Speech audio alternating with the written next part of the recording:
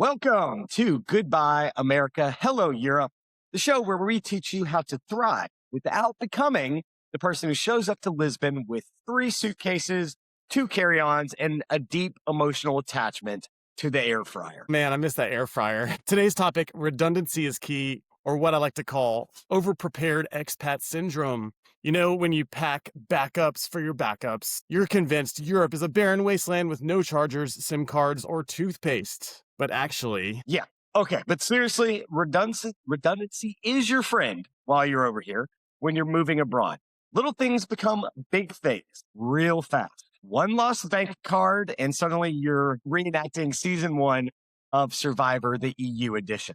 That's the worst feeling, losing a bank card in Europe. Horrible. So we go back to rule number 1, always have backups. A backup bank card, a backup SIM card, and at least 2 adapters to charge your phones, because let's be honest, adapters disappear faster than Americans do when the check arrives at the restaurant. Ooh.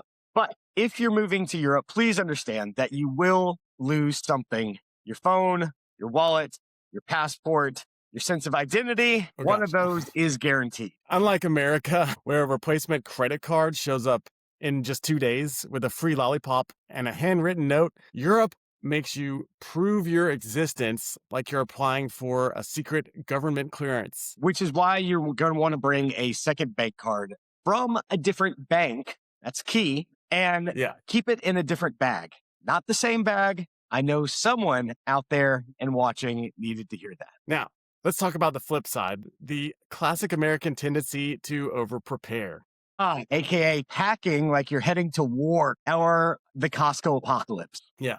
The number one thing Americans overpack and they never use in Europe. Huge hair appliances. I don't know if this goes for you like it does for me, Will, or just most ladies out there. Curling irons, straighteners, blow dryers, those big ones, the stuff you need to put in your check-in luggage. Europe's voltage laughs at them, and they either don't work at all, they don't turn on, or they turn into a small flamethrower. And I can tell you from experience, this happened with my lube pedal just before a concert I was giving in Switzerland. But that's another story. Yeah, the different voltage will absolutely mess you up. I tried to bring a bunch of power bars so that I could have maximum American plugs.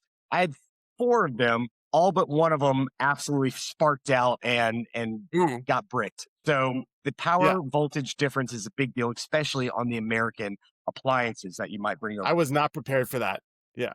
So every American does this. We all think our hair tools are too precious to leave behind, but Europe says, no, your hair will be natural here. Yeah, hence I'm wearing a hat today. Anyway, the goal is balance. Be prepared, but you don't have to be paranoid. Yeah, bring backups of things that matter. I know hair products and hair accessories are important, but we're talking money access, connectivity, identification, but you don't need to bring backup things you could buy here for 10 euros. That's a great way to think about it. There are stores here that you can buy things when you arrive. Yes. Europe has stores, Will. Amazing concept. It's a great point. Well, that is today's episode.